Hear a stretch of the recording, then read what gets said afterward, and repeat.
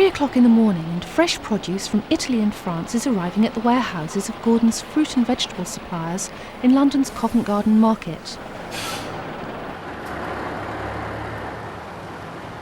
Over 160 varieties of fruit and 180 of vegetables are available at the market, which handles 700,000 tonnes of produce annually on a site covering 56 acres. 70% of this is imported. A little later in the morning, Gordon and his friend and colleague Marcus Waring arrived to be shown around the new stock by supplier Marc Beaujard, himself an ex-chef. Their first port of call is to look at some exotic mushrooms, so little known in the UK that they don't even seem to have an English name. What's the English name? Delicious. I have no idea. No? Did you use them in Paris, Marcus? Yeah, we used to use them in a mix of mushrooms, a mix of wild mushrooms. We always had a problem with them. They always it's a very difficult mushroom to cook because they're really firm, aren't they? Yeah. Really very firm. difficult. We used to have to cook them in a small stock and butter with a lid on top and sort of steam them. Like And we little used to pass them off, and we used to use the mushroom stock for a little sauce with some Very, butter. very red inside. Yeah. Very blood, like meat anyway. We More. got the same, firmer. we got the same stalk as See, I Pierre told you Bleu. about the blood. The blood. You see, you got the blood coming out. Like a sponge. Look at that. Oh, you taste it. Very tasty. Expensive. Fairly, Ready. but good. These are my favourite. Look at that. Look at that. These are It's a good time of the year, isn't it? A lot, aren't Ceps, yeah, they're beautiful. Nice and firm. Look at that. Whereabouts are these from in France? Corrèze at the moment. Corrèze. Corrèze, yes, which Where? is near Limoges. Limoges, yeah. They're beautiful. And it's now the start of the Cep season, is that right? Yes. Got quite a lot at the moment. So how much are they per kilo? About 130 francs a kilo in the market. They're actually quite dry though, aren't they, for this time of year? Yes. Oh. Yeah, but you know, the weather is... How long will they last? This one? No, the season. Season. Well, it can go quite a long time until December, but you know, when you start to have the snow. And Most of these mushrooms will go beyond December, won't they? Lactaire doesn't go very long anyway, but you know, the pied de mouton, the chanterelle, trumpet, that can go quite a long time anyway. What I'd like to know is, where does Pierre pick his Ceps from in the New Forest? Because it's a location he never gives out. I know. I don't know. And he comes back with 10, 15 kilo at a time after going down to Southampton, but no one knows where he picks them from. So we're going to follow him next time he goes to the woods. Yes. Have you ever heard that story? If you go down to the woods today, you'll be for a big surprise. Oh yeah, I don't know. Yeah. They're very, very nice. Yeah, they're nice. Okay. Beautiful stuff. So these are wild cranberries. Yes. First one. First one of the season. Yes. They're beautiful, aren't they? They won't last very long anyway, so if you want some, you know. How long? No. How long? How long? About 2-3 weeks? Ready? Yeah. Very tasty, yeah? Or would you just make them into chutney or something? Yes, chutney or garnish with game or that sort of thing. Yeah. Duck. And sauce. Sauce, yeah? They're beautiful. And why do they only last for 2 weeks? Because the wild one are, you They're there and that's in the it. wild you can't control the things anyway. Otherwise you will find after the one they grow, that sort of thing. You won't need to pick through them, will you? When you take these out, you just cook them down, or do you think they need? Well, you have to washing, pick or them would you anyway have to pick because look, you've got a bit of funny one in the middle because as they are wild, they can't pick it up. And How much are they, Mark? they're coming from Massif Central. Massif Central. Clermont-Ferrand and that Clermont. part of France. Yeah. Next to Evian, No, further down, a bit further down. which is Clermont-Ferrand, Saint-Étienne, Yeah. that sort of part Beautiful. of France. And that's quite interesting stuff. They're stunning. Yeah. Excellent. How much are they for a No box? idea yet. No idea yet. Why don't you give me a box to sample to taste? Sample. Paupier. Yeah, very moist. Oh, it's lovely. Taste one.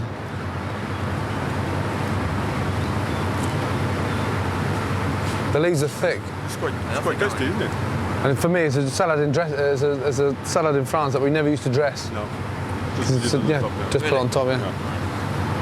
And they're full of water. Feel how thick they are underneath. Basically, it's just going to wilt, isn't it? Really? Yeah. But look, Yeah. and it's a very interesting salad that never needs any vinaigrette. It's a beautiful salad. But like you said, once it's exposed in the fridge, you've got to use it straight away. Otherwise, It is very, very. I mean, you can't keep that any longer than a day. No.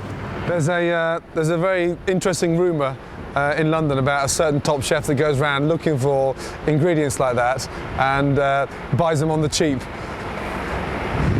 But for obvious reason, I can't say who it is.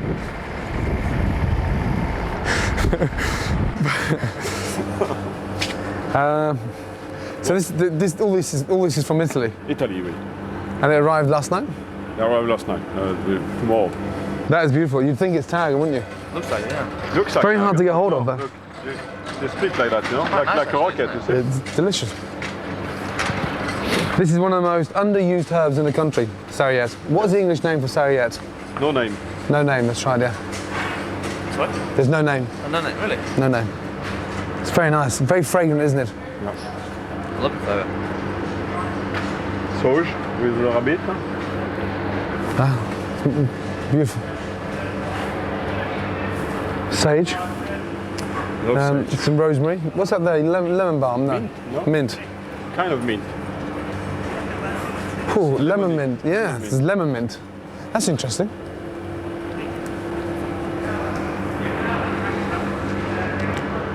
Wow. Yeah, it is, yeah. Lemon mint. That's very nice. Especially this time of the morning. At this time of the morning, Gordon's staff have already been at work for some hours preparing their new day's intake of fruit and vegetables. By this evening, some of the finest raw materials available in London will have been skillfully transformed into the stunning lunch and dinner dishes on which Gordon has built his reputation. Until he opened his new restaurant in the autumn of 1998, Gordon used to work 6 nights a week. Now he's closed on Saturday and Sunday, which is something of a luxury for him. The rest of the week, though, he often doesn't finish till 2 or 3 in the morning. So when he does get the chance to relax, what does he like to do? And most importantly, where does one of Britain's top chefs go to eat? Sunday, I don't want to sort of move before 10:30 in the morning. We always try to go to the cinema because, again, that's how we started off, going to the cinema, and I just don't like to sort of lose touch with still having the excitement to go and watch a movie, and it's really exciting.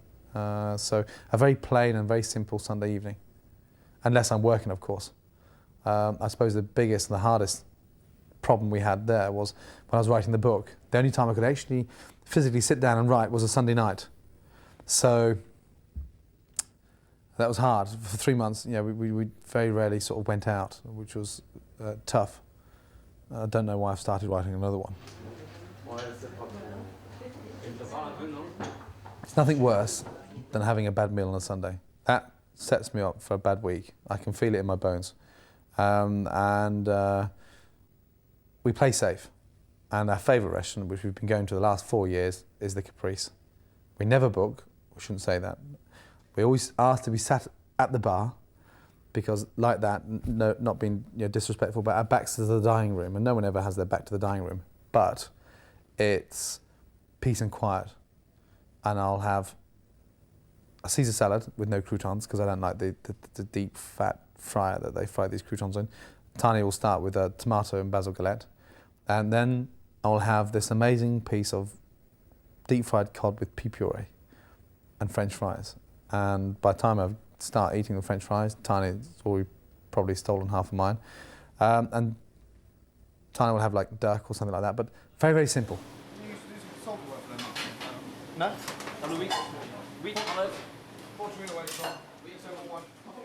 The biggest mistake that everyone makes when they fry an egg, the fat's too hot.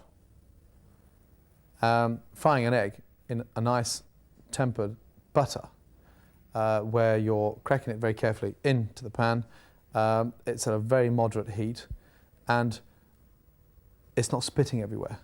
And you actually nicely season the egg in the pan and actually baste your yolk with the butter. And what a difference, as opposed to having this hot fat. It's in 2-inch thick of oil. It's poaching in grease, and it's very unpleasant. Actually having the yolk nice and raw, soft, very warm, and the egg white beautifully cooked, but just basting your egg with your nut brown butter. Delicious.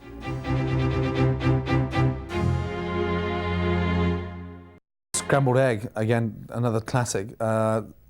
You'll be surprised how many chefs don't know how to make great scrambled egg. guaranteed. I judged a competition recently for Young Chef of the Year, and one of the tasks set in the semi-final was making scrambled egg with smoked salmon. And it was appalling. I was embarrassed. The average age of these chefs were 25 years of age. They were destined to become, one of them, of course, was going to be the Young Chef of the Year. And the utter embarrassment I got served was appalling. They were overcooking the eggs, the smoked salmon had gone in at the very beginning, it was dry, overcooked, and how many young idiots seasoned it with the smoked salmon inside. So it's appalling. The most important thing, of course, in making a scrambled egg is not to season it at the beginning. If you season it at the beginning, it starts to break down the strength of the egg yolk, the egg white starts to become cooked, and it causes this watery, horrible mess. Eggs into a pan. I've got 6 eggs in there because we want to be very generous, make a very nice, rich, creamy scrambled egg. Knobs of butter, just cut into small little cubes, like so. And this is going to give it some texture. This is going to help to soothe the scrambled egg, and it's going to make it more velvety. A lot of people start to whisk at this point, and we don't whisk at this point at all. We leave the eggs whole, and we're going to whisk on top of the stove and start to break down the eggs, the egg yolk and the egg white together, combine with the butter, and make this nice, smooth, velvet scrambled egg. So straight onto the stove. Most important thing is start to whisk as the heat starts to penetrate through the bottom of the pan. If you start breaking it down too early, again, we can cause this scrambled egg to become watery. So just constantly stirring. Sometimes you can do this over bain-marie. I just like to do it on direct heat, have the hot stove, the pan, and continuously turn. Sometimes under the heat of a bain-marie it becomes a little too long-winded. It takes too long to cook, and the heat is not fierce enough, so it's nice just to do it on top of the stove and keep it constantly turning. And too many people walk away from the stove, leave the scrambled egg to continue cooking, return 2 minutes later, finding this huge omelette stuck at the bottom of the pan, and that's not what we want. We want a nice, creamy, scrambled egg. So continue to turn, that's so important. You can see now it's starting to go slightly white in colour. It's taken the heat of the pan, and the most important thing, it's starting to break down naturally. That's very important. This whole process should take between 7 and 8 minutes. Now, I get incredibly upset sometimes when we have scrambled egg here for breakfast, and it annoys me sometimes when I see cooks ignore the scrambled egg. As you can see, I haven't left it for, what, 3.5 to 4 minutes now, but it's coming to where I want it to go. It's getting that nice, smooth, creamy texture. It's not lumpy, it's not burnt, and it's becoming nice and velvety. So look after it. Back off the heat again, just slide it on the side. Never forget that this is continuously to cook. It's cooking all the time. So you can see the heat rising, turning it around. It's still not caught on the bottom, just check again. And it's a nice baveuse, runny texture. Baveuse is French for undercooked, just like you eat a classic omelette. It's runny in the center, but full of texture, and that's important. And we still haven't seasoned it yet. We're not going to season it until right the very last minute. Back into the center, just give it a quick blast.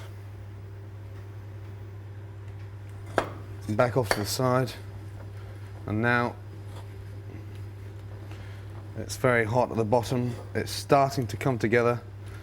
And the most important part now is I'm going to slow the cuisson, slow the cooking of the temperature down by adding a tablespoon of cream.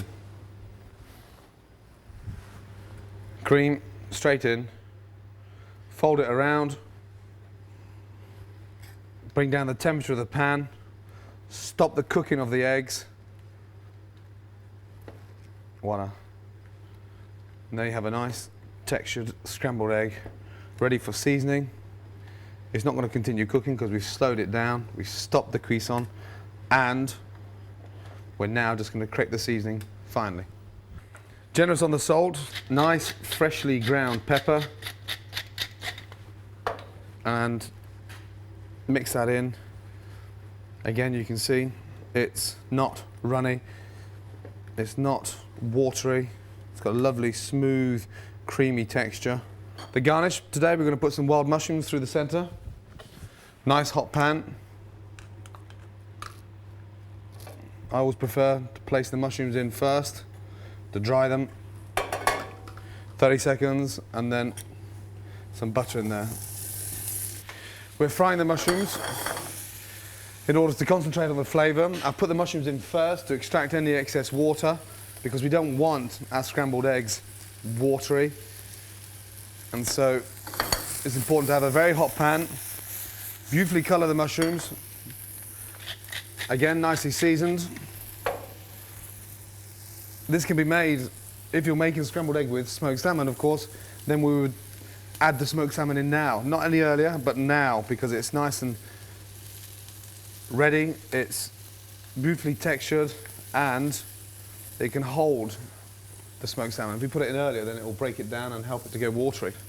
I'm just going to very carefully, right at the very last minute, add the mushrooms to my scrambled egg, beautifully coloured, and then just very gently fold the mushrooms into the scrambled egg, and now it's time to serve. So inside your china bowl, sometimes you can save some mushrooms on top to garnish. I don't think we should garnish anything of this because it's breakfast. It could be a morning snack, a Sunday brunch, and we have a nice creamy textured scrambled egg with a nice velvet gloss, and inside we've mixed some beautiful, stunning wild mushrooms. Scrambled egg with sautéed wild mushrooms for breakfast.